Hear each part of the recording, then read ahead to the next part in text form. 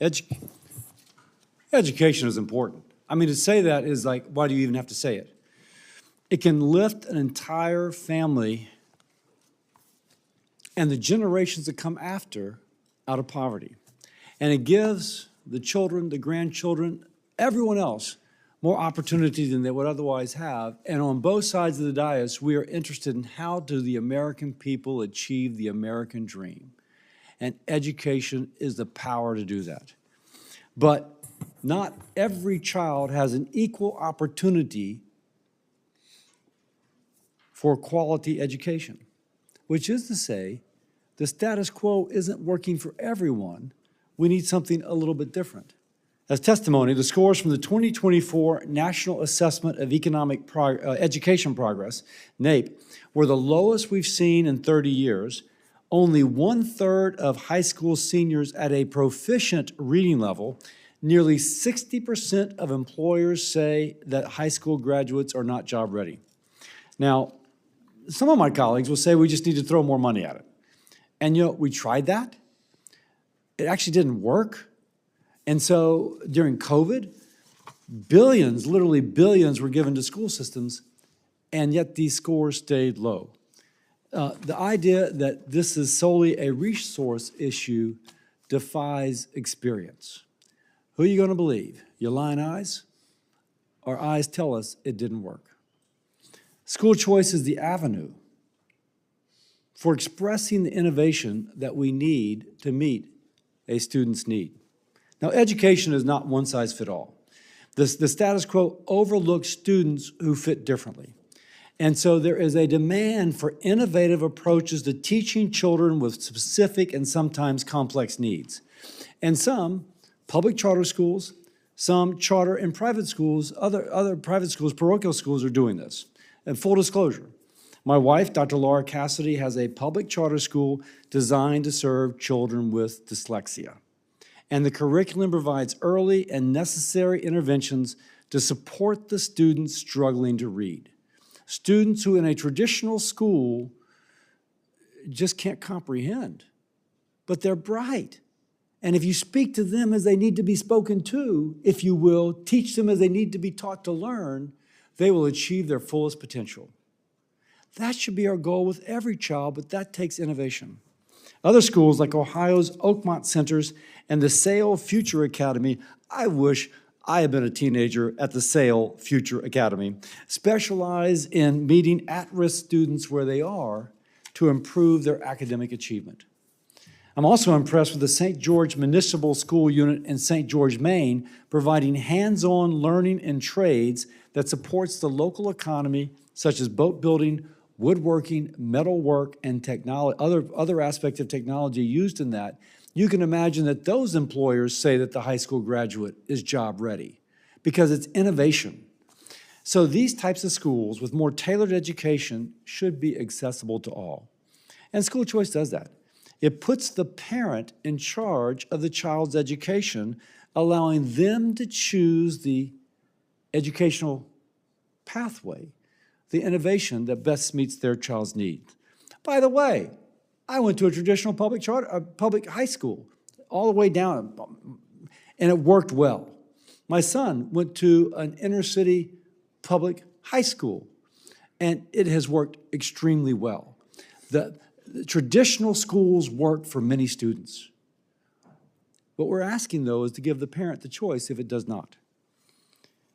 So if the child's struggling, and if there's a teacher there, and she's got this great idea, some innovative idea that can meet that struggling child's needs, then we should empower her to go out and start that school that meets that niche for those types of students. Now, sometimes when you begin to speak of this, we just break into kind of no, yes, no, yes. But let's just point out the positive impact school choice has on public schools. When you empower parents with choice, they choose the educational system that's best for them. But that prompts lower performing schools to improve, and healthy competition drives results. It is a win-win, and that has been demonstrated in school systems. Now, our children deserve the best chance at success. I'm a parent, I'm a grandparent. I want my grandson to have the best opportunity to achieve his potential.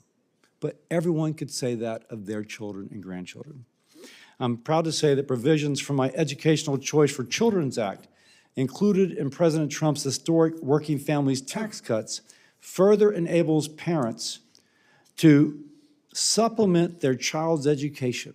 And if they're in a failing school, to be able to choose a school which succeeds for that child, or to get some after-school tutoring if that's what they need to increase their opportunities. And by the way, this isn't partisan, at least not among the people. The American people want school choice. It is supported by nearly 3/4 of K through 12 parents. Republicans overwhelmingly support. More than half of self-identified Democrats support as well. So it's not about public school versus private, not about teachers versus parents, not about Republicans versus Democrats. It's about giving a parent access to that innovative educational program best for her child, so that her child can maximize her talents or his talents and achieve their dreams. With that, I recognize Senator Sanders. Thank you, Mr. Chairman, for holding this hearing. I think you began your remarks by saying that it's almost self-evident that education is important. And you're right, of course it is. And yet let's back up and understand that not only is education is important, that the children of this country, the future of our nation, are also important. And we have to take a deep breath and ask why in the richest country in the history of the world, we have the highest rate of childhood poverty of almost any major nation on earth. Millions of kids are struggling to get the nutrition, basic nutrition they need. We have to ask ourselves why in the richest country on earth, our child care system is completely broken and dysfunctional, and while millions of people are leaving school, if they're able to go to college, deeply in debt. Does that sound like a nation that believes in its kids and actually believes in the importance of education? If we believe in the importance of education, why are we paying teachers, in some cases, $35,000, $40,000 a year? Do you think you're going to attract the best and the brightest? We're going to get really excited. I want to teach kids. Oh, you're paying me $40,000 and I'm graduating college, $50,000 in debt? Really? Does that suggest that this nation really prizes and cherishes the importance of education? I think not. More to the point in terms of this hearing, it goes without saying, and I think the chairman made the point. There was once a time, let's not forget it, when the United States was the best educated country on earth. We led the world in the percentage of adults with college degrees, okay? Best educated. We are no longer number one. Today we are in 11th place. Countries all over the world, poorer countries than us, doing a lot better job in understanding that their kids need a great education. And one of the reasons for that is that our students are woefully unprepared for higher education. Today, the U.S. ranks 28th out of 37 developed countries in math, 12th in science, and 6th in reading. Now, there are a number of reasons, number of things we can and should be doing to strengthen and improve education in our nation. I think there is widespread agreement on that. But let me tell you something I believe we should not be doing. We should not be creating a two-tier education system in America. Private schools for the wealthy and well-connected, and severely underfunded and under-resourced public schools for low-income, disabled, and working-class kids. Unfortunately, that is precisely what the Trump administration and my Republican colleagues in Congress are doing. Trump's so-called big, beautiful bill included a provision that provides an estimated $51 billion a year, that's a lot of money, to expand private school vouchers in America, more than the Individuals with Disabilities Education Act and Title I combined. That same bill, as we all recall, gave $1 trillion in tax breaks to the top 1% at a time of massive income and wealth inequality. Let me be very clear. We should not be taking money out of our nation's public schools in order to give a massive tax break to billionaires. We should not be taking money from public schools and giving it to private schools that get to pick and choose which students to teach. Private schools that reject students because they have a disability. Private schools that reject students because of their religion. private schools that reject students based on the income of their families. Mr. Chairman, it costs an average of $11,600 for a middle schooler to attend a private school in America, and that is the average. In many private schools, tuition is $30,000, $50,000, or even more a year. Meanwhile, the average private school voucher is just $4,100. So you tell me, how is a working-class family making $45,000, $50,000 a year going to come up with the extra $7,500 to $28,000 they need to send their kid to a private school? Instead of giving tax breaks to billionaires and moving to privatize our public schools, we should be doing exactly the opposite. And that's not just what Bernie Sanders believes. It happens to be the view of the American people in state after state. Since 1967, there have been 18 state ballot initiatives to create private school vouchers, 18. And voters have rejected every single one, including 65% of voters in Kentucky and 57% of voters in Nebraska in 2024. Today, I released a committee report on the consequences of state voucher programs run by private entities. It finds that on average, vouchers only cover 39% of private school tuition.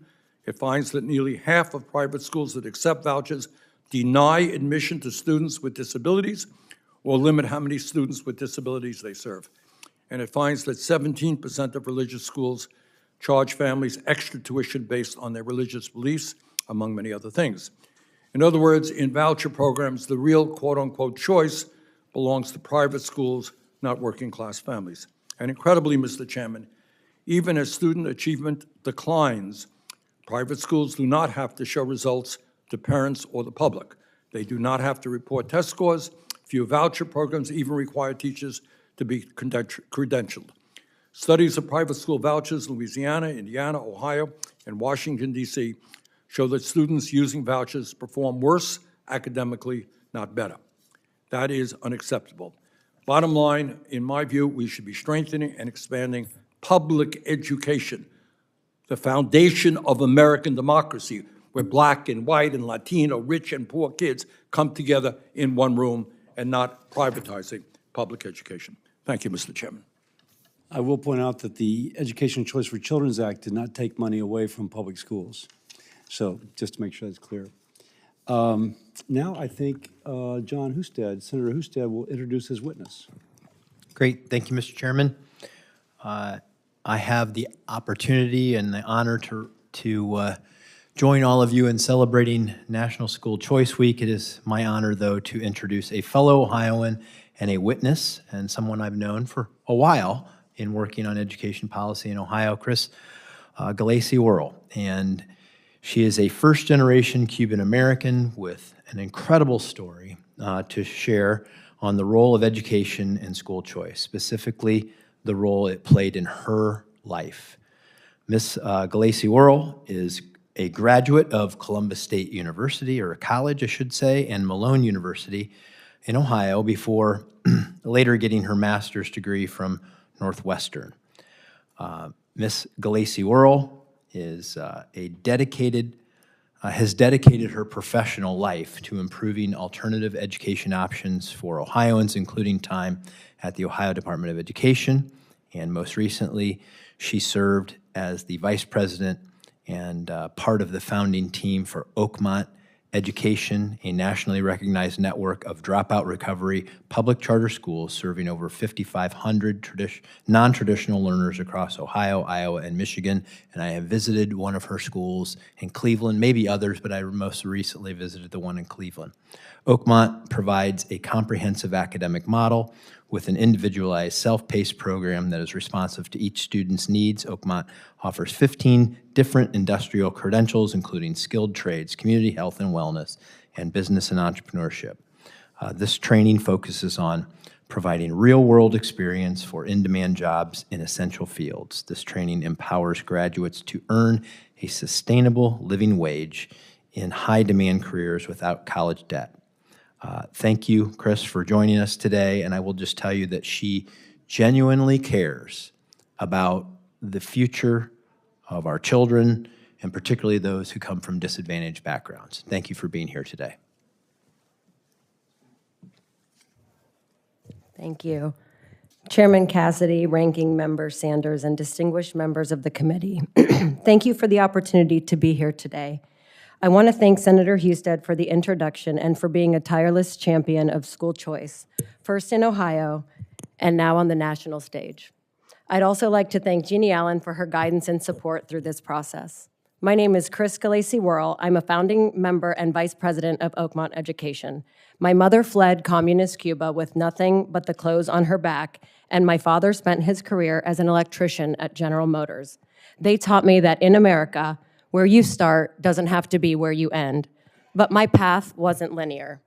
As a teenager, I struggled, and I learned firsthand what happens when systems fail the young people that they are supposed to serve. I know what it feels like to be overlooked, underestimated, and failed. And that is exactly why I do this work. At Oakmont Education, we serve over 5,500 students across Ohio, Iowa, and Michigan, young people who are over age, undercredited, and written off. Through our career technical education model, students earn industry-recognized credentials and engage in work-based learning that connects them directly to employers in their community. Last year, we graduated 1,309 students, and we've placed over 4,500 young people directly into the workforce over the last 3 years alone. But Oakmont doesn't exist in isolation. We are part of an education landscape that is rewriting what's possible for students and families across this country. And that's what I'm here to talk about, what school choice really is. For far too long, we've been told school choice is about ESAs or public charter schools. It's not. What we're really talking about is educational plurality, a system with room for many models and many pathways to success. Schools, yes, but also ed tech platform, workforce partners, micro schools, and advocacy organizations fighting for families ignored for too long. This space is far more diverse than most people realize, and it's growing every day. As a Center for Ed Reform Fellow and Yas Prize awardee, I had the privilege of seeing this national landscape up close, meeting founders, visiting schools, and watching students transform. When states empower people and organizations to meet kids where they are, everyone wins.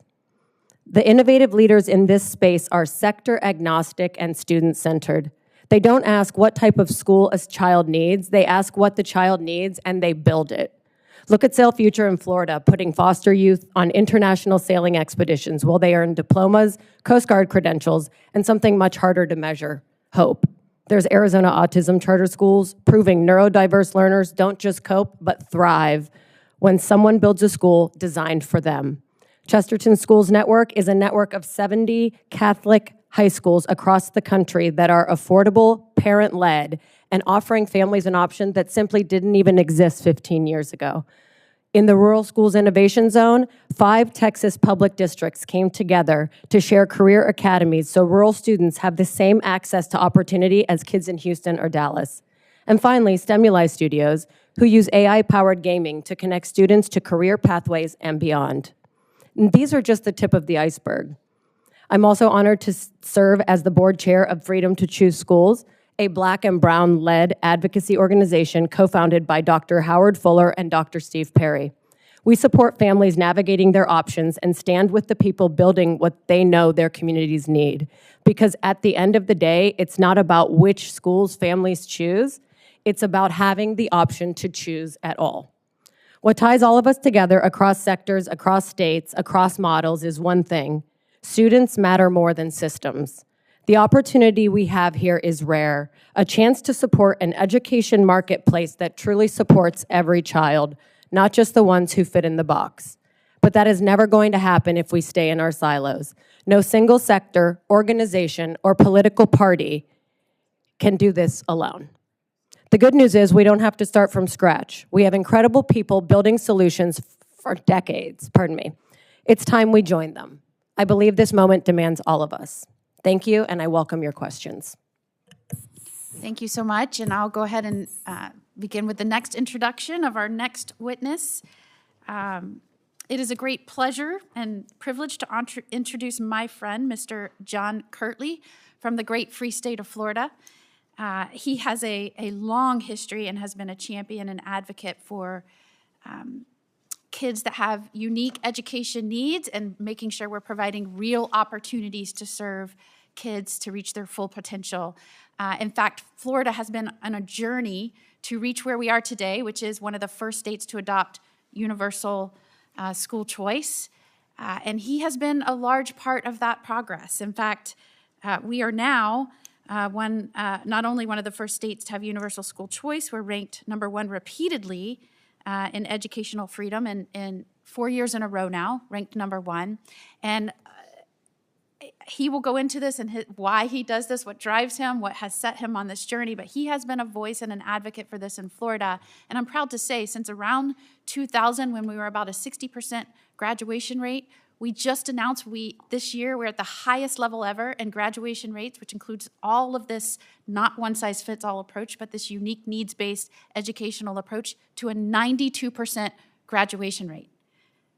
He has had a large part in developing policies that led to that success. He is currently the chairman of Step Up for Students, a nonprofit that administers over 500,000 K-12 scholarships for the state of Florida, including our tax credit scholarship. He serves as vice chairman of the American Federation for Children, a nonprofit that education choice advocates and serves education choice throughout the country. And he has served as a keystone force in creating the Florida Tax Credit Scholarship, the basis of the Educational Choice for Children Act, which became law under President Trump's Working Family Tax Cut Act. He not only serves as a model in our state, but within his own family. His daughter is a teacher, following in that passion, and serves in a school right here in the DC area. John, thank you for being here today and serving as a witness. You may begin your introduction. Thank you so much. Good morning. It's great to speak with you today. I appreciate the invitation from Senator Moody. It says talk. There we go. Yeah.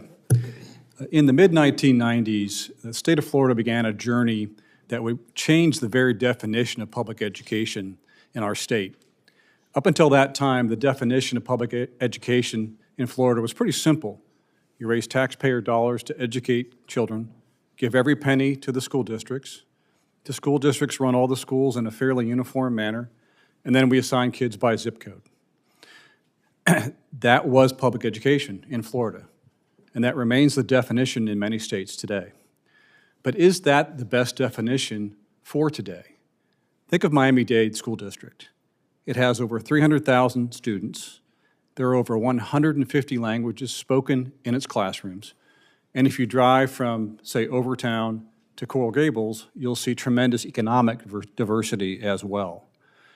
Now, is a one-size-fits-all, top-down, assign kids by zip code system, is that going to be the best system that ensures success for every single student? Probably not. So fortunately, over the last 30 years, Florida has been moving towards a new definition of public education. Raise taxpayer dollars to educate children, but then empower families to direct those dollars to different providers and even different delivery methods that best suit their individual children's learning needs. Florida has fully embraced this new definition. We now have about 3 million kids, K-12, whose educations are paid for by the taxpayers. Now, over 50% do not attend their zoned district school. And in Miami-Dade, our largest district, that figure is over 70%. What is really encouraging to me is that the largest category of choice are district-run schools of choice, magnets, open enrollment. Our districts in Florida are responding to competition, and they are creating alternatives that families want to choose. We also have one of the most robust charter school markets, and we're also a leader in online education in Florida. Once again, Miami-Dade led the way. In 2008, Alberto Cavallo became superintendent, and he didn't complain about education choice. Rather, he said, quote, "Choice is a wave, and we're going to ride it." And ride it they did. Miami-Dade has created over 100 magnet schools in its district, and many of these schools are recognized as some of the best schools in the country. We also have over 150 charter schools in that district, and over 400 private schools serving kids on scholarships, many in low-income areas. Florida has made a full transition to this new definition of public education. Now, in our state, every single K-12 student can, if they want, get an education savings account every year from the taxpayers. They can use this account to pay for, yes, private school tuition, but also other approved educational products and services. Florida now has over 500,000 children on ESAs, and 150,000 of them do not attend a school full-time. Their parents are actually customizing their children's educations by buying educational products and services. As ESAs have grown in Florida, our state has become a hotbed of innovation, people creating alternatives to deliver educational services. Because parents can disaggregate the funds in the ESAs, meaning they don't have to just use it all in one place to buy tuition at one school, we're seeing hundreds of really innovative education providers being created in our state. Just one example, a marine biologist started a small business to educate 200 kids, mostly homeschoolers, out in the wild giving science lessons. This new definition is also creating opportunities for public school educators. Over the last 2 decades, we've seen hundreds of public school educators create their own schools, particularly in low-income areas.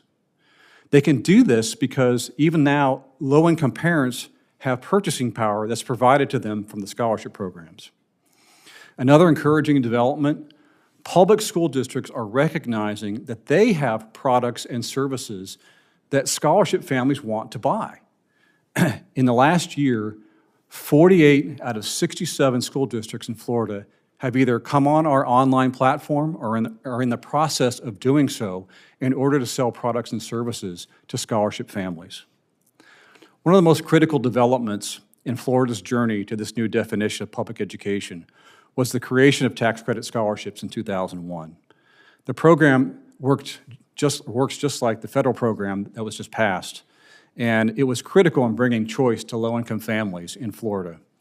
As the program grew steadily over the years, it demonstrated how much families value this empowerment.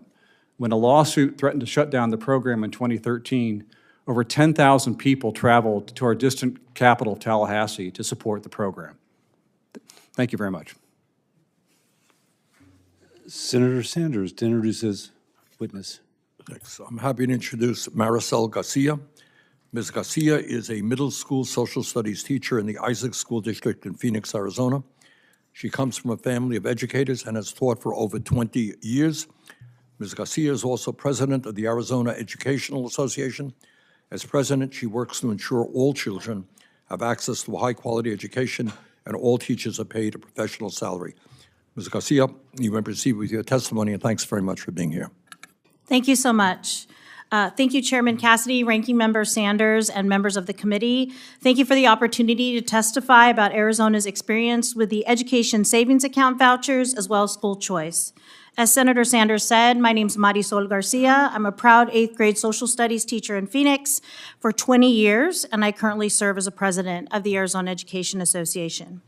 In 2022, Arizona lawmakers overrode the will of the voters and enacted the first of the nation's universal voucher program, one of the Trump administration officials now cite as the national model.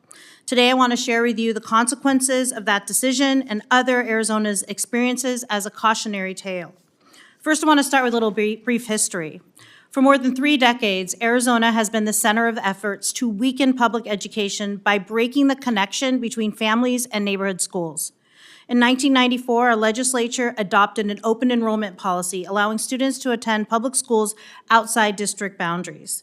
Combined with rapid charter expansion, this scattered students far beyond their public neighborhood schools and with no meaningful improvement in outcomes. Today, Arizona has hundreds of school options, but fewer children play on the same sports teams, wait for the same bus, or graduate from the same schools as their neighbors.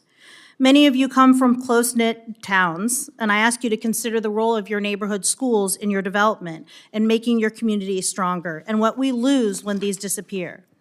In 2011, despite disappointing results from early choice policies, the lawmakers created Arizona's first voucher program, which was limited to a small group of students.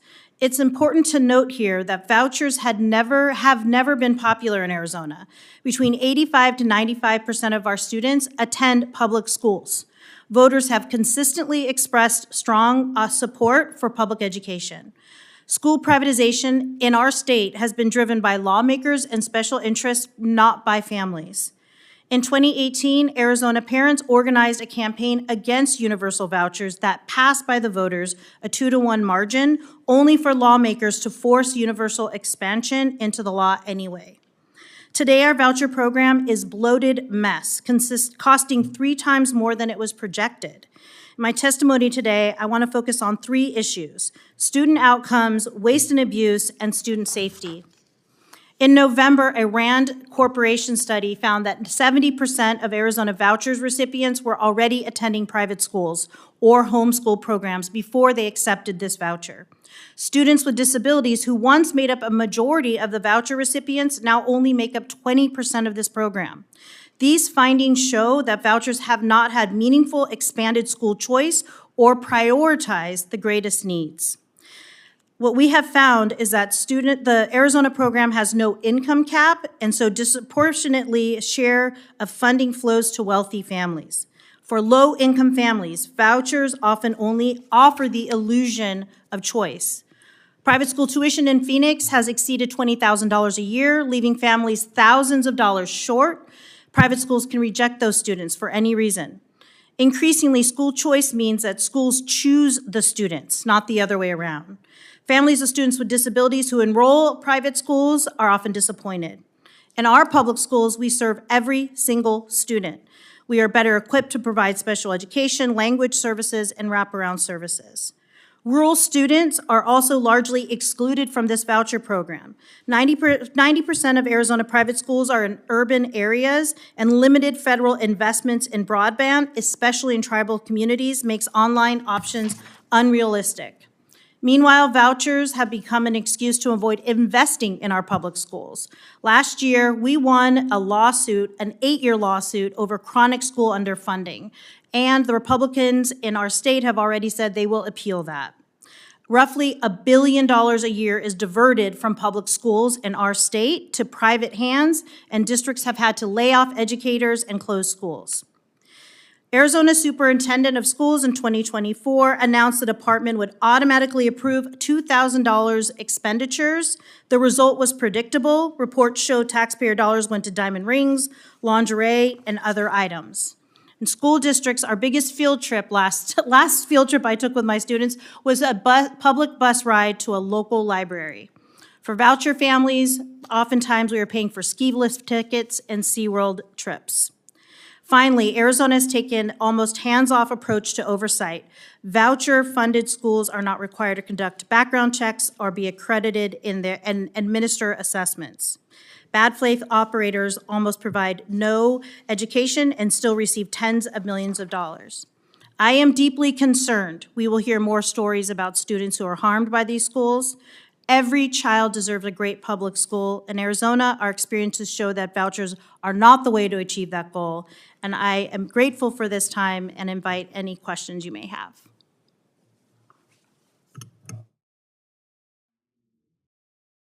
Thank you, Mr. Chairman. This is one topic that I feel like I could be a witness as much as a questioner on, because I've been involved in it my whole life.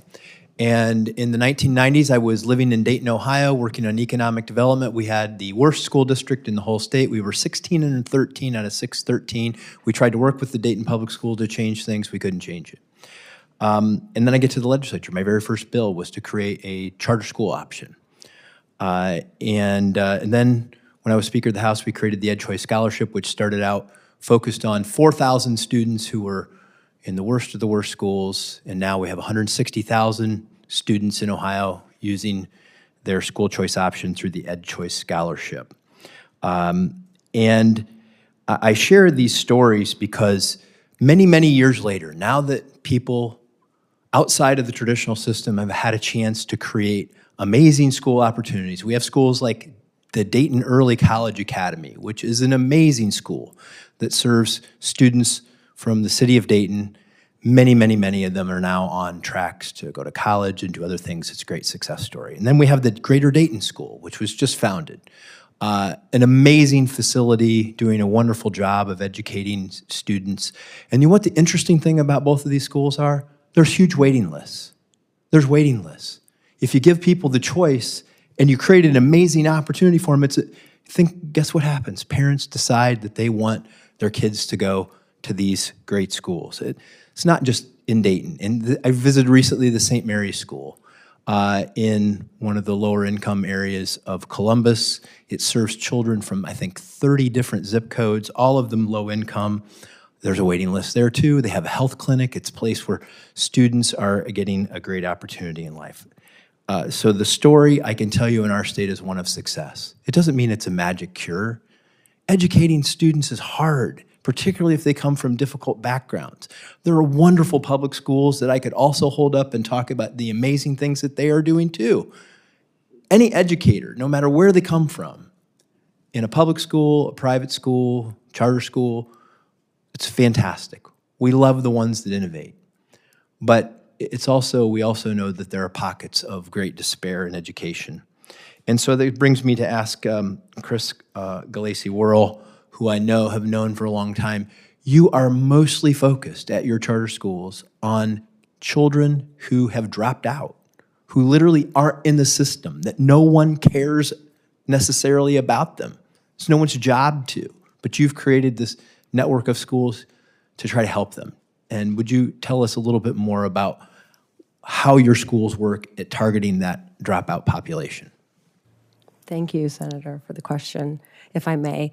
Our average student is over 18 years of age, reading at a 4th or 5th grade reading level, and has attended 3 or more high schools before coming to us. So students that are outliers outside of the system. And I think when we're talking about public districts or any district or any school, we have to remind ourselves quickly before that our districts that are failing students were redlined and designed to do so and are functioning as a result of that historical redlining so many decades ago.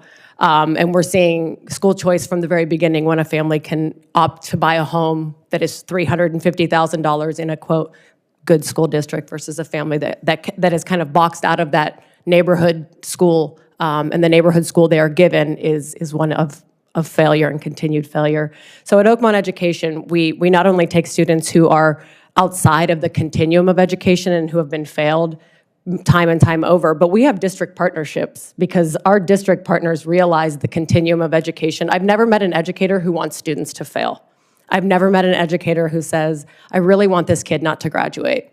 But we are humans and our systems are taxed to a place where not every student can get what they need in the system they're in. So our school exists to make sure that there is a place where we meet students where they are. You are 21 years old or you're 20 years old and you have 4 credits, you're not gonna go sit in a freshman classroom with other young people that are 14 and 15 years old. We're gonna meet you where you are. You know, a third of our students are parents themselves. They have jobs. They have critical decisions to make. So we make a place that is fully available to them from start to finish, wrap around, therapists in each of our building, available people to navigate what's next for them in life. We start with that end in mind, and no 2 kids at Oakmont are the same. So I know I'm running out of time here, so I just wanted to say this. The amazing thing about what school choice does and what Chris is talking about is that every child has a different background. They have a different need. Yes. And we can't expect public schools to meet all of those needs. They do a great job in many cases, but there are also unique pathways to serve the unique needs of every student. School choice allows that to happen. In this particular case, Mr. Chairman, these are students that the system forgot. And what Oakmont does is try to bring them back in and give them a chance. Thank you. Thank you. Senator Sanders.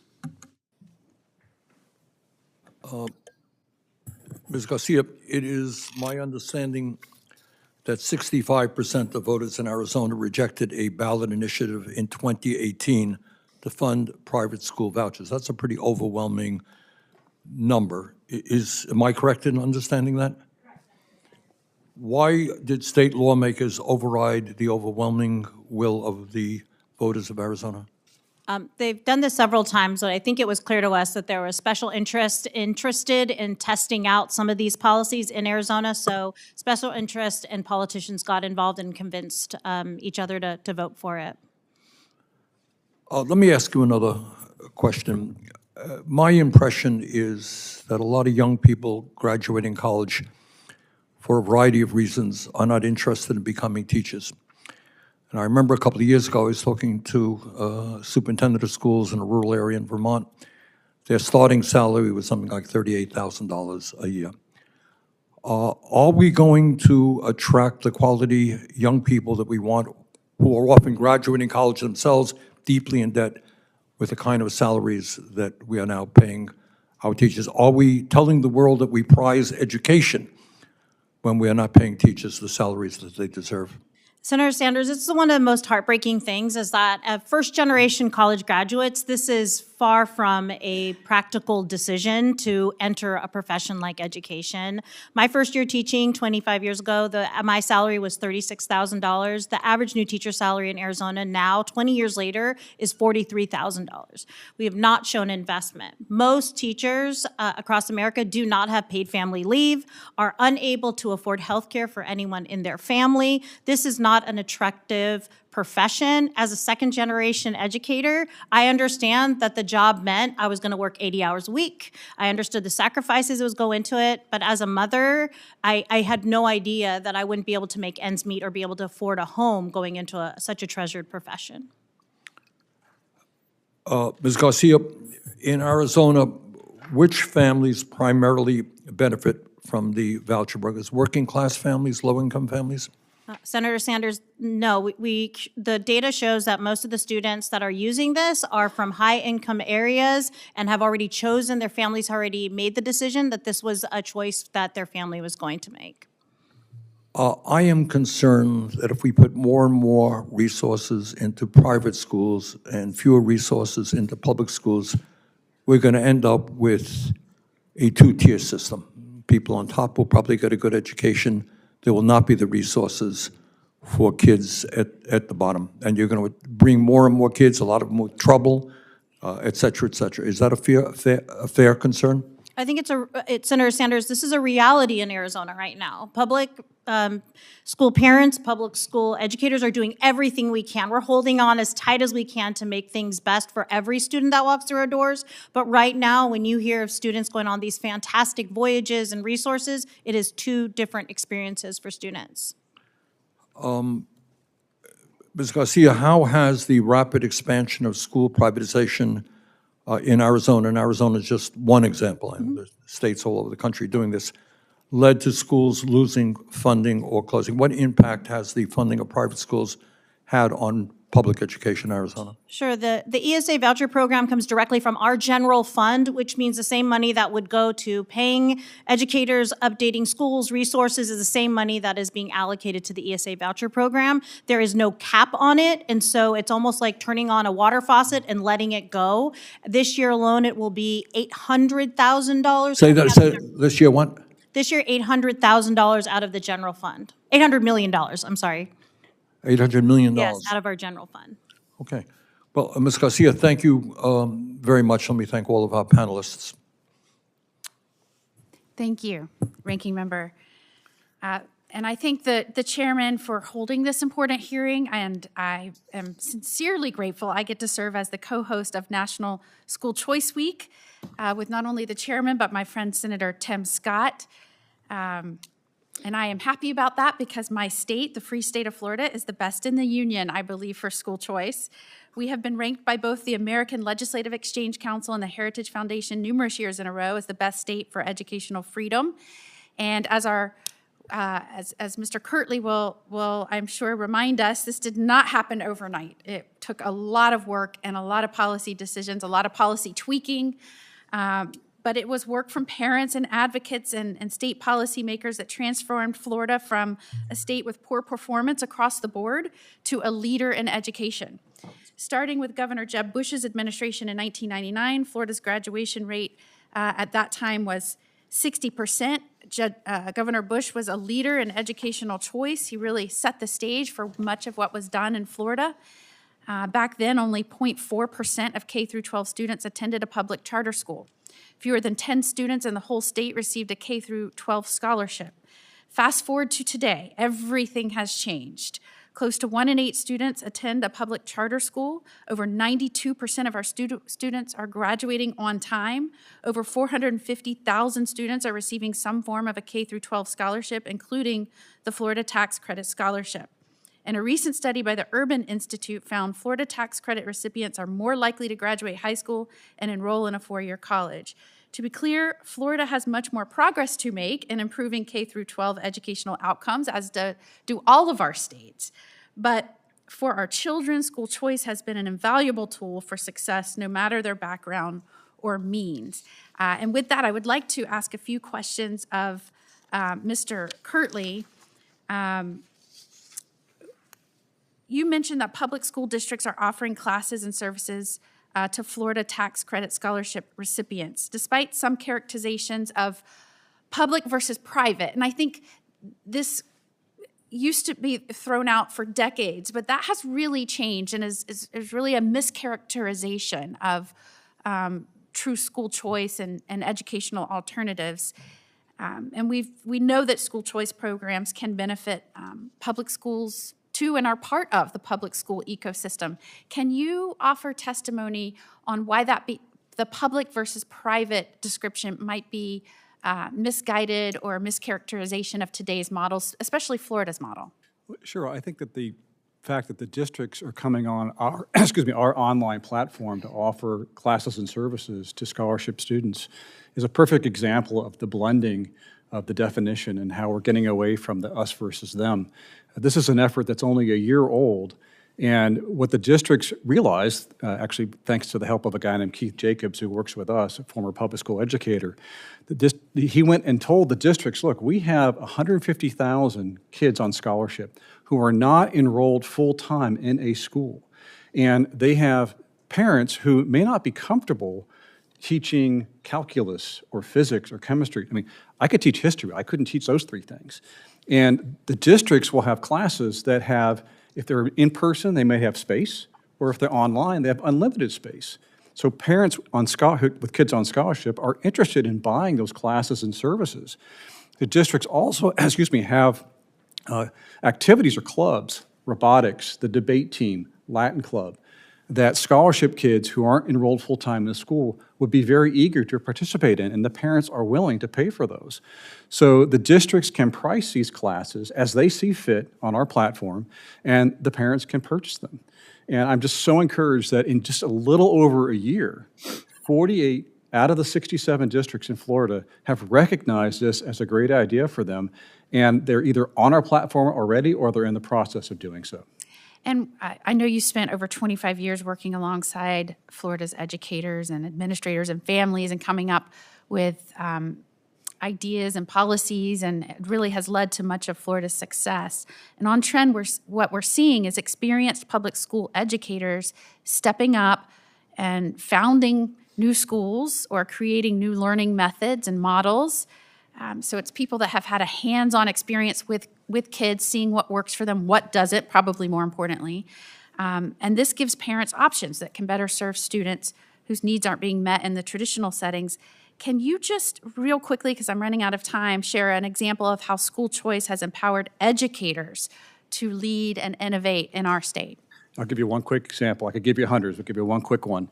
There's an educator in Tampa, my hometown, Dwayne Rayford, first to go to college, went to Florida A&M, was so proud about that. He named his school that he started after a 20-year year in education, in public education. He named his, he used the school colors of Florida A&M, used the mascot. His school's called Icon Prep. They started with maybe 70 kids, K through 8 in Tampa. They now have a K through 8 and a high school in Tampa. They were so successful. Teaching all low-income kids using the scholarships. They now have a K-8 school in Jacksonville, and they have one in Ohio, because Ohio also has a great scholarship program. This would never have happened without choice. This great educator would never have been an educational entrepreneur had not low-income parents had the opportunity and the purchasing power that school choice gives them. Thank you so much, Senator Kim. Thank you. Thank you to the three of you for coming on out and talking to us. I'm a father of a third grader and a fifth grader, so I live and breathe this. I think about it a lot, and I worry. Jersey's got great schools, but as I've been the senator across the entire state, I see huge discrepancies between different areas, different regions. And it's clear just the challenges that are there. So I'm trying to not just think about my own kids, but try to empathize with parents across my state as well as this country. One thing that I just keep coming back to on this front when I have this discussion, I'd be interested in hearing each of you talk about is that, on the public school side, they are prohibited from discriminating on the basis of race, disability, religion, sexual orientation. And that's something that, just can be a bedrock for the community. Everyone knows, regardless, they can get that education. I guess I just want to ask the three of you, should every school that receives some type of public funding be held to that same account? Is this something that just needs to be translated across the board? So, Ms. Gerlacy-Worrell, maybe we can start with you and work down. So I'm going to answer it. I don't know if it'll be the way you want me to answer it. I just want to hear your honest So thoughts. I have not, I've dealt with, I have 3 children of my own. One is getting ready to graduate college, one in college studying to be a teacher, and one in high school. So I think about a lot of the different things that they needed, but in all my experiences in 24 years of parenting nearly, I have not encountered a private or a school that has turned away a student in my professional or personal career in over 25 years. However, I think that taking away, I think that's a red herring. I think that's a distraction from the real question is, are kids really safe in a district school that has been failing them, that has a reading proficiency of, say, 0%, like Baltimore? So no school should be discriminating on those bases. That's an obvious, that we shouldn't even have to say those things. I've never seen it happen. I've never experienced it. However, I think that the conversation needs to shift more to practical, things that we actually are seeing systemically, which is failure in reading proficiency, failure in math proficiency. Because when kids can read and families have agency, that void, when you take away agency from people, that void is filled with conflict. Yeah. So I think that putting the focus on what we know is happening, and trying to fix that, I think would be my answer. And look, I appreciate that. Yeah. I'd like to bring in Mr. Kirtley, if you could give me your thoughts. Thank you for the question. And it raises a really interesting intersection between the emerging rights of LGBTQ citizens and the exercise of free religion under the U.S. Constitution. And just for clarification, we have 2,500 schools in Florida that serve kids on the private schools that serve kids on the scholarship program, and there are a handful that have these kinds of rules. And now some may say even a small number is too many, and I would agree with them. But the challenge is the Constitution guarantees that religious organizations, including religious schools, cannot be forced to operate in a way that is contrary to their sincerely held religious beliefs. For example, you can't force the Catholic Church to hire women priests. You can't force a Jewish school to hire Muslim teachers and but they also don't have to be forced to versa. take public money, though. Right? True, but the courts say that you cannot exclude religious organizations from participating in public programs, and that's why, for example, you cannot force a Catholic hospital serving Medicaid patients, a public program, you can't force that hospital to perform late-term abortions, and you cannot exclude them from serving Medicaid patients. So that's the dilemma.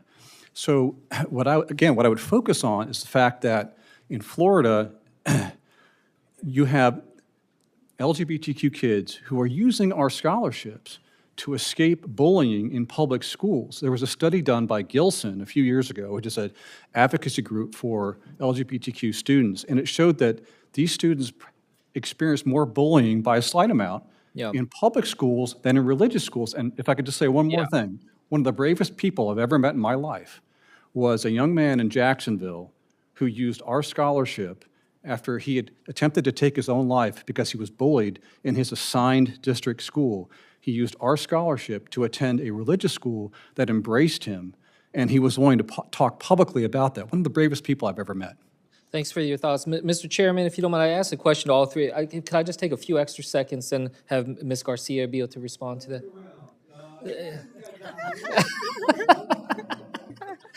Thank you, Chairman. Ms. Garcia, because you have talked about it tangibly. It's not theoretical to you, and so I guess I just wanted to hear your thoughts about this.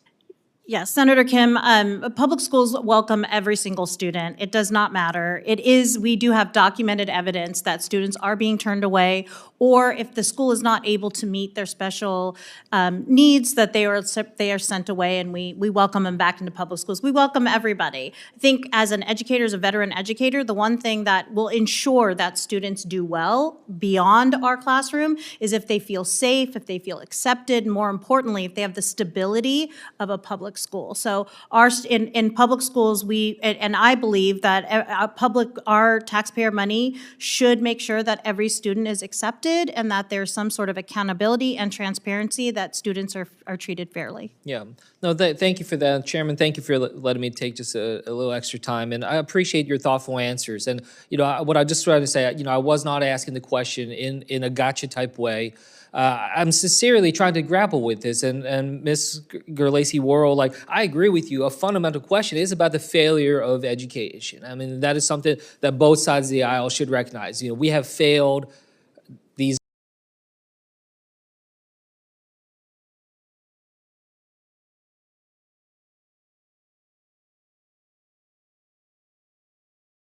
generations. I'm worried deeply about my kids' generation, not just about my kids, and we are not setting them up for success. Now, the question that we're trying to grapple with is, well, what comes next? How do we try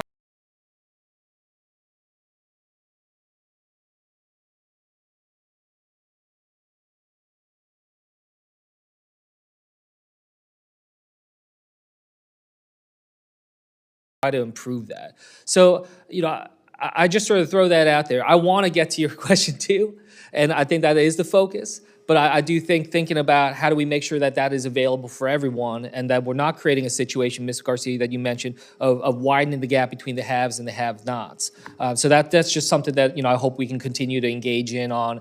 Have that kind of substantive, thoughtful conversation about education, and not let our kids' education be caught up in just the partisan bickering and the argument that so often encapsulates this building, unfortunately. And that's something that I commit as a parent to try to do. So thank you, Chairman, and hope to be able to continue this dialogue with you. Senator Kim, what a great statement. What a great hopeful statement.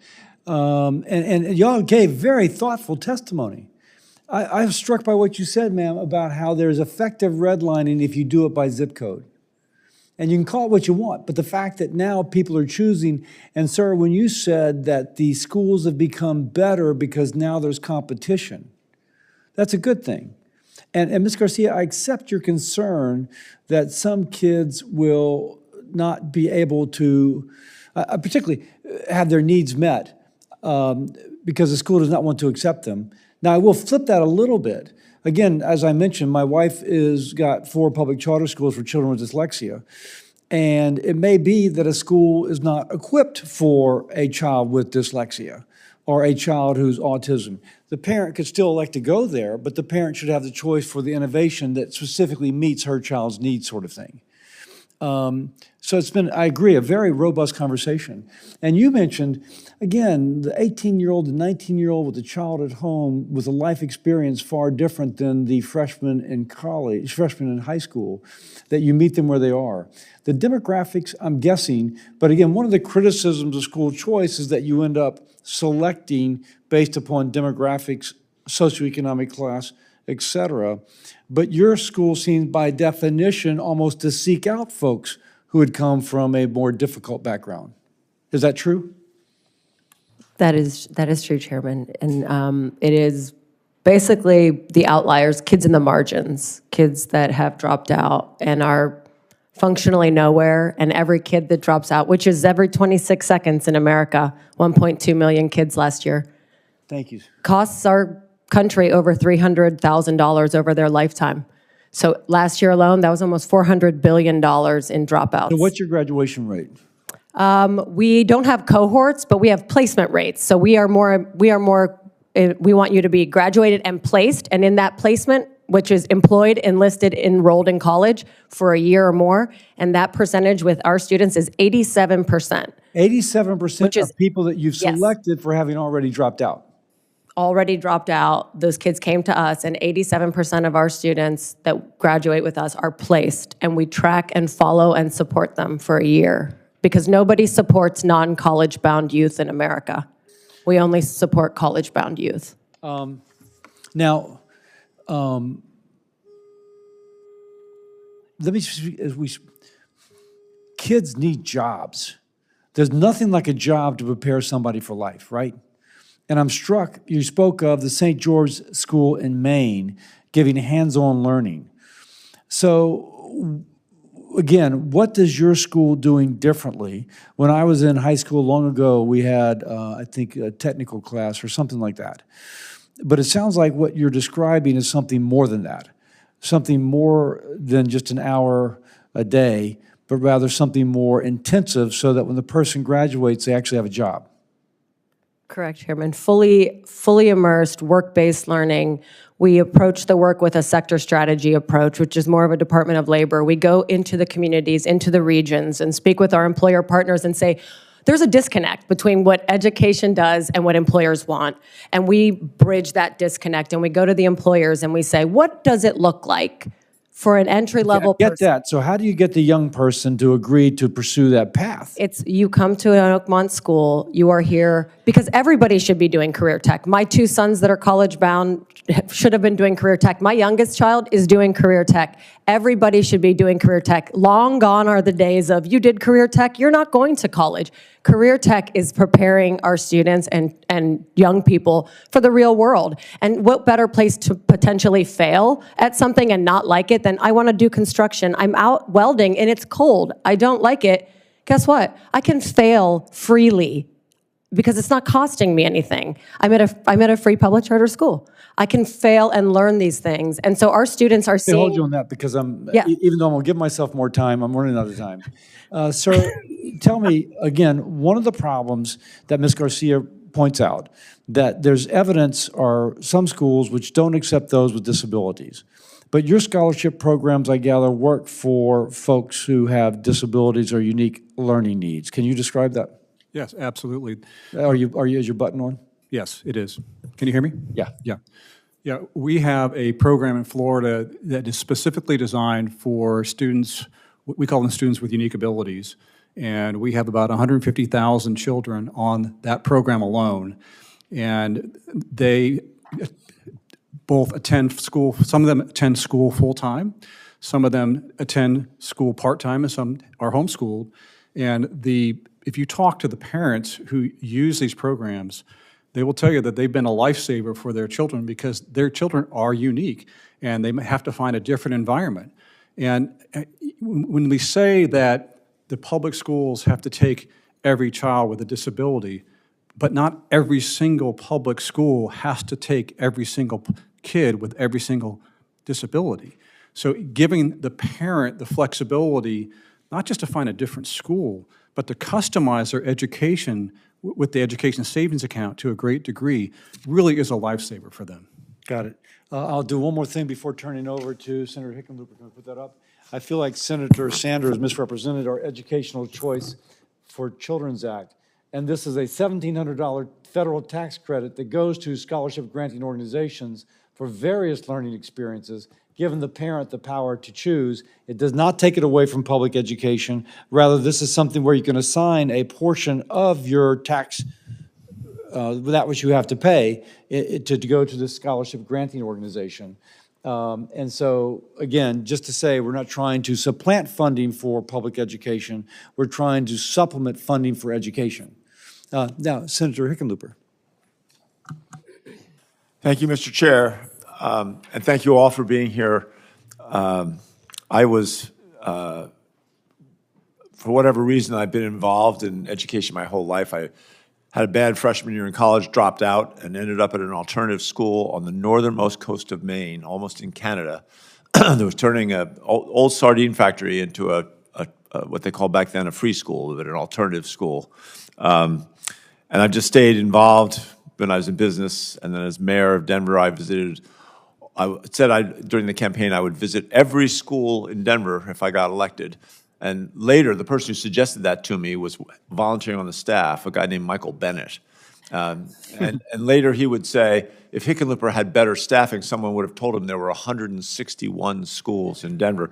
So my first 4 years as mayor of Denver, I went to a school every week and spent 2 hours, some of the most valuable time of all the investments I've made of time in public service.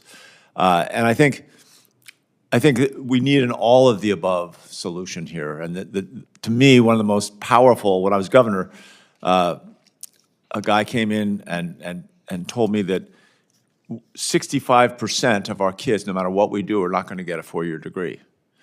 We try the best we can. We've been doing this for 50 years, and we are failing. And these kids, and I, having gone to all these 160 schools, I think it was about 175 by the time I got through, because I went to Catholic schools and every school.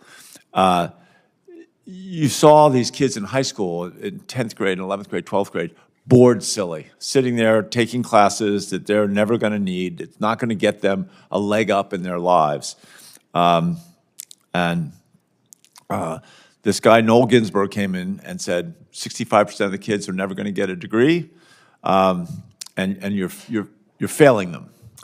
And he and I put together, and we took 50 civic leaders, so superintendents of some of the largest school districts, CEOs from many of the largest corporations, the head of higher education for the state, a bunch of superintendents of schools. We took 50 people for a full week in Switzerland to see what their apprenticeship model looks like, and how would we think about taking something so European and translating it into what became in Colorado career-wise.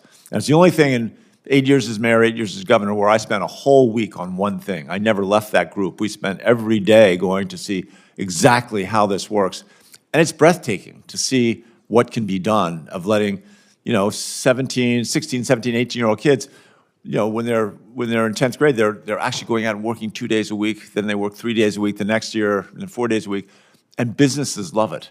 And I think this is something that this country it's like pushing a boulder over a mountain, but there's real value there. So let me start with Ms. Gillespie-Worrell. In your testimony, you talked about career technical education model at Oakmont. How do you recruit your students and work with their families to kind of navigate this career technical education model? And how are the students then connected with employers for training and placement? Thank you, Senator.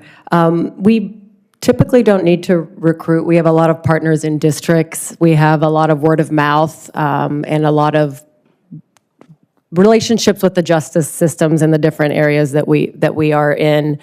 And our students are immersed fully. So a week in academics, a week flipping over a week into work-based actual learning. So building homes with Habitat and getting buy-in for the career tech is very easy. And our career tech students, by and large, are attending school significantly more often and regularly without absences because they feel like they have a purpose, and they are meeting these employers, and they feel for the first time, after being told what a loser you are, how bad you are, finally being told, I'm not really good at math, but I can really read this tape measure. Or like one of my colleagues, Dr. Farley, always says, like, I don't know math, but I can pour a footer. Well, there's all kinds of moments of math and ELA and all of these real moments. And even my almost 16-year-old son says, I'm so bored.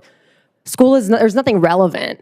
And that's the number one reason kids drop out of school, is their perceived lack of relevance. So we just make sure to expose kids to the reality of what the world is that our students have already been living.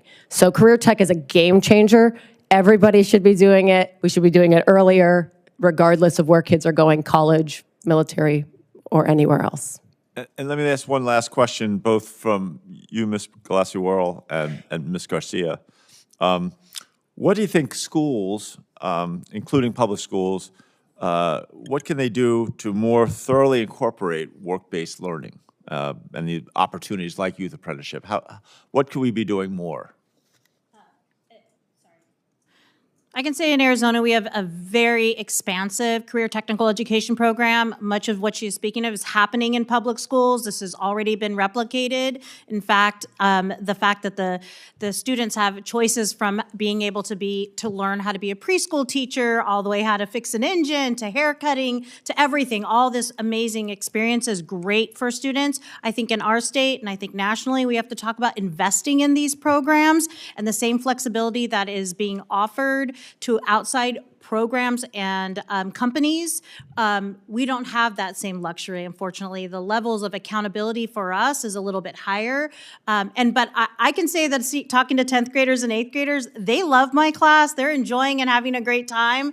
And I think the more that we have qualified educators in these situations that are consistent and stay with these community schools, the better rates of return that we're able to see there.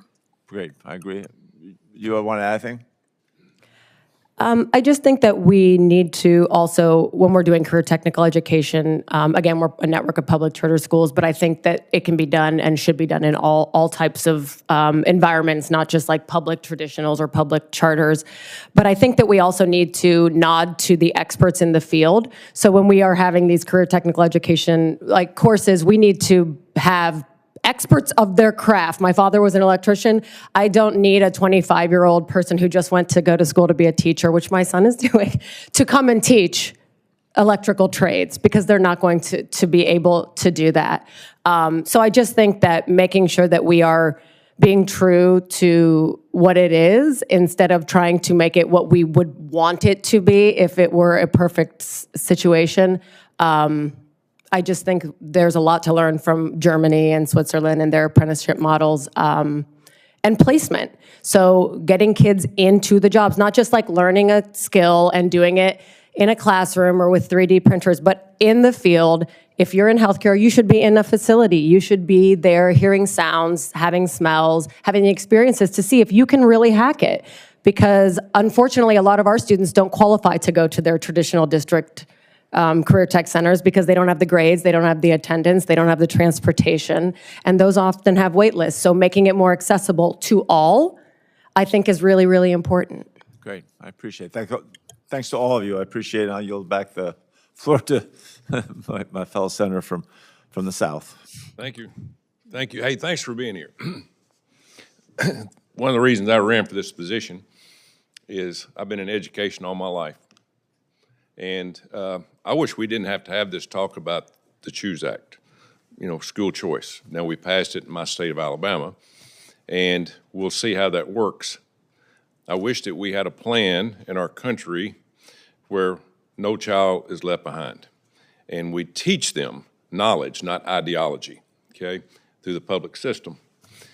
Again, 35 years of coaching. I went into high schools in every state except for Alaska.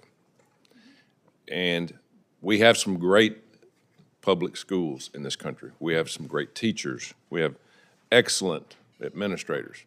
Here's the problem I saw. It turned into tenure, okay? You can't fire anybody. If I was in coaching and I had somebody that couldn't coach and I couldn't fire them, I'm gonna get my ass fired, okay, at the end of the day. Same thing with teaching. If we're not teaching knowledge in these schools, we got huge problems. And that's not what's happening in a lot of our schools. We got way too many administrators in our country. We have tripled the amount of administrators in this country as compared to teachers. Everybody wants to be an administrator, where I guess they want to plan something, they want to be over something. And that's put us in a tailspin. So what I'm saying is we forced our hand into this school choice. It's been forced because we've wasted trillions of dollars. And I've worked with thousands of kids that come in with 4-point GPAs, and they couldn't read and write. They were passed along. Let's get on. We don't want you here anymore. You're a good athlete, so let somebody else do it. I spent a lot of my own money teaching kids to read. Had a kid tell me one time after we taught him to read, what's the most exciting thing that happened to you? He said, I can read a menu now. I don't have to go in and order a hamburger. It's embarrassing. If I was a teacher in this country and I saw what was happening to our kids in the public system, we should have a run on these buildings up here. So, that being said, we got a lot of work to do. I'm getting ready to hopefully be governor of Alabama. We're fixing to change everything in education. We need to change our education system, K through 12, higher education. We need to get back to teaching and stop this ideology, get away from tenure, fire the bad people that don't do their job, and get back to doing what's right in this country and help our kids. See, we're stealing from the American taxpayers in a lot of ways, but this is one of them. They're losing their money because they're not getting their money's worth. So, Ms. Worley, if you have school choice, and I'm in Alabama, you tell me how I'm going to transition from school choice to workforce development. How do I do that? I mean, how does that work? How does school choice and how do we understand the significance of making that transition from school choice area? Well, I think, Senator, you have an incredible opportunity in Alabama to do it right from the beginning, with all of the options that are a part of the school choice continuum. If you go into them, it doesn't just have to be schools that are for dropout students, should have career technical education and work-based learning opportunities. And going to the employers in those regions where you have schools, which is everywhere, is, I think, the first way to start that, and to see what the high demand careers are coming in Alabama. And so what grade area would you start transforming from school choice to workforce development? Would you wait till the 12th grade? Would you start in the 9th? Would you start in the 6th? How would you do that? If I had a magic wand and we could do it, I believe early exposure, a passport of skills, a way that kids can start to learn what it looks like, what it feels like, what they want to explore, and then build on that passport of skills and understanding early in elementary school through middle school, and make it more tangible and weave it into, as they go into high school, shouldn't be the first time in a junior year that they step foot in a major employer. It just shouldn't be. Yeah. Here's the way I look at it. You got to teach these kids to read and write, okay? If you don't read and write before the 3rd grade, you about had it, okay? You can do it, but it's really, really hard. But we've got to teach reading and writing early. Math and science and history will come if they can read. You can't do math and history and science if you can't read. And so that's one of the things I plan on doing. And so hopefully, but we're going to do workforce development. We're going the K through 12 to me is just so obsolete. It really is. It's in the Stone Ages. There's a lot of kids that don't need to go 12 years. You know, they need to go out and workforce and learn and be an example. Mr. Kirkley, I lived 10 years at Coral Gable. Coached 10 years at University of Miami from 1985 to 95. Won a lot of games, but I saw a city transform. There's not a more diverse city in this country than Dade and Broward County. It's just not.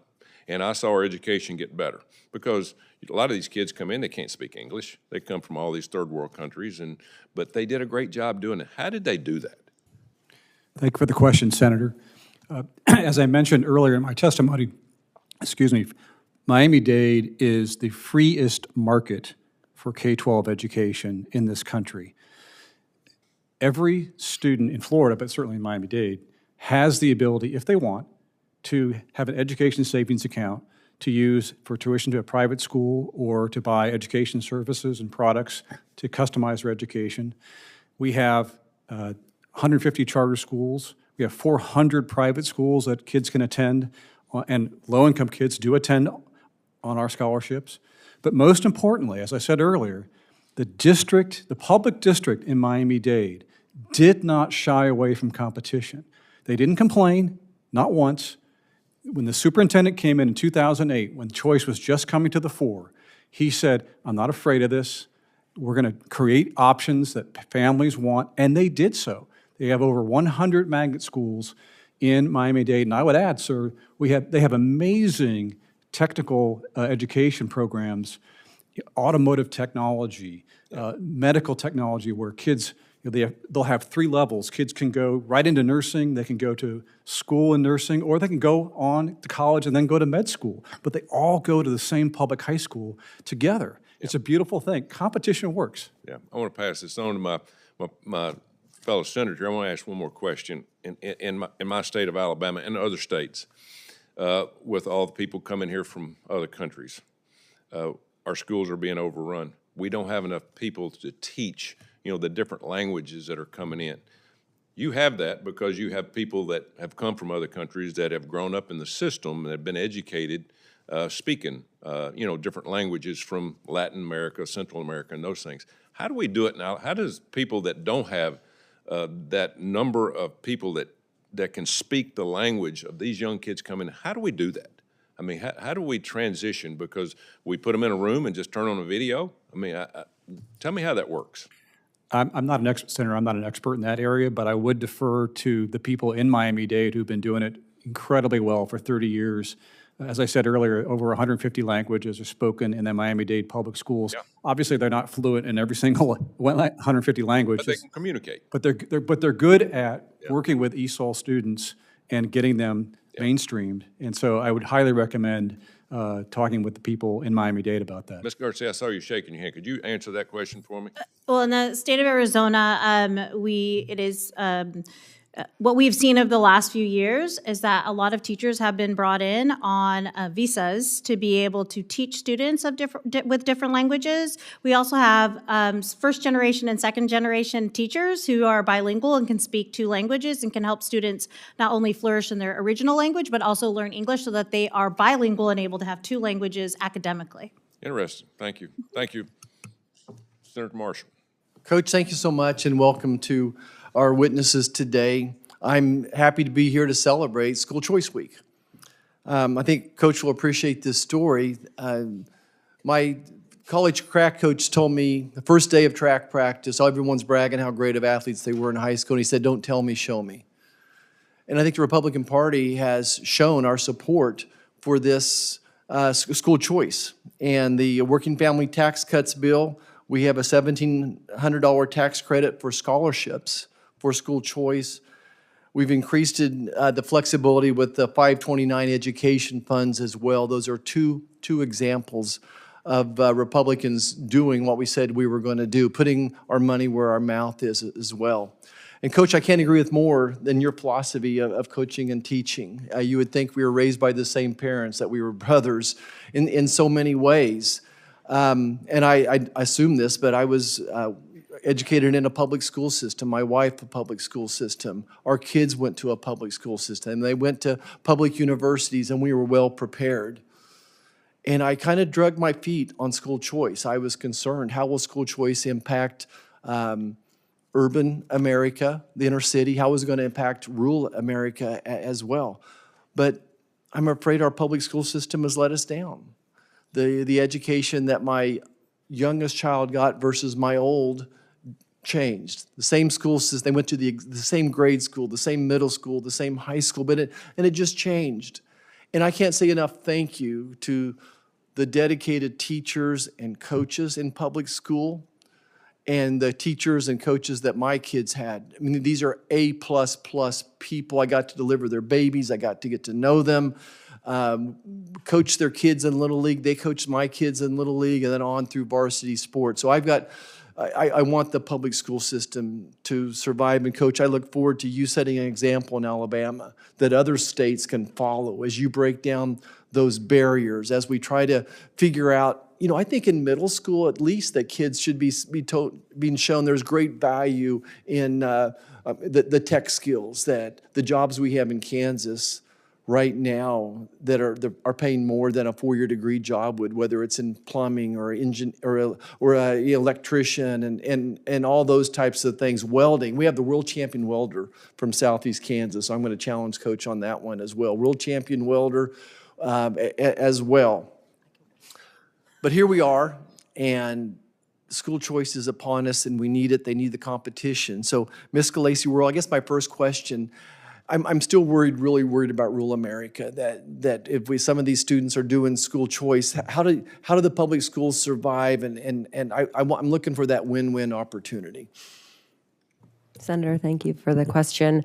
I think that if we want to really rise to the occasion that we're speaking of, and we want world-class opportunities for our American students, including work-based learning, career technical education, for our rural students as well as for our students in our urban cores, we have to address funding and making sure that the funding is available for our rural districts to potentially come together, form consortiums to offer the world-class career technical education opportunities that they have. Just because a choice comes into a rural community doesn't mean that the rural schools close. It should be a part of that continuum. And if we want to make sure that the opportunities are even for all students, we really do need to evaluate and make sure that the funding opportunities are fair and equal to support students in rural America. Because if you take a school and say, this school's going to offer all career tech, this school's not, you could have all students want to go to the other school with the career tech, but there needs to be a continuum of cooperation when you're bringing something new into those communities. We work in rural communities as well as urban communities, and we've not seen a district shut down as a result of that. Mr. Kirtley, would you add anything and maybe address it more from the inner city area, if that's some of your expertise? I mean, how would you expect the public school system to respond to the competition from school choice? Well, I have personal experience, which I'm happy to talk about. It was a long time ago, but I graduated from Fort Lauderdale High School, class of '81. It was an inner city high school, great mix of kids, and I had a great education there. But what I didn't realize was a lot of my teammates didn't graduate. They actually had what are called certificates of completion when they walked across the graduation stage, not a diploma. And when Governor Bush, Jeb Bush, instituted his reforms, when he was elected governor in '99, my high school was labeled an F, a failure. But that wasn't the end of the story. Because of the competition, because of the dedication of the public educators in Broward County, they turned Fort Lauderdale High School into a school of choice. It's now a magnet school. It's a pre-law magnet. And they have a national champion debate team, and they're now an A school, and I'm happy to say they still play football too. Yeah, it's always the people that make the difference. So my time's expired. Again, thank you. Education is the backbone of America. Education is what allows us all to achieve our American dream. I'm a first-generation college student and got to live my American dream out because of the great teachers and coaches and family that I had helped me with a very generous public education. And we want, shared that same goal. We want every student, every child in America to have a great education. Thanks so much, Coach. Thank you, Senator Marshall. We're going to wrap this up, but I want to give each one of you 1 to 2 minutes. 21st century, if we're going to make it to the 22nd century and make our kids better, what's your thought? Let's start with you, Ms. Garcia. Well, thank you for inviting me. Thank you, Senator Tuberville, for the question. I like to think about the future and think of each one of my students who, and what that could look like, what ensured a lot of their success.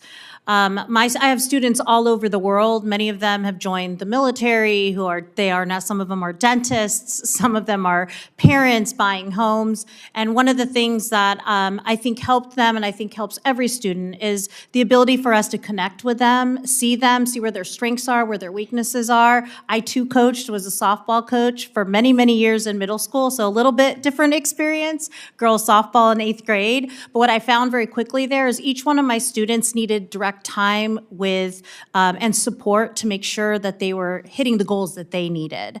Unfortunately, my experience in public schools over the last 20 years has shown my class size grow larger and larger and larger. My first year I had about maybe 26 students per class period. Now it's close to 32 and 34, which means I'm teaching 160 eighth graders every day. So what I would love to see is an innovative way and direct tax money going to ensure lower class sizes, highly qualified educators, ensuring that we have tutors to meet the needs of every student, ensuring that kids had before school and after school programs, qualified librarians, nurses, that we had services available to meet the needs of all of our students.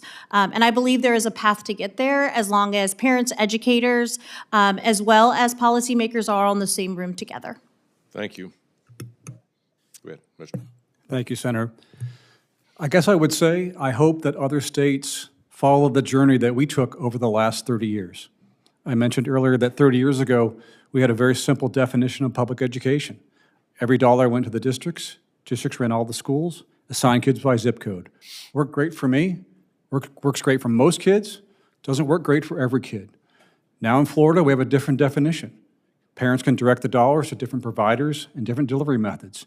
We've gone from 35th out of 38 states on the NAEP back in 1998 to 2019, we were in the top 5.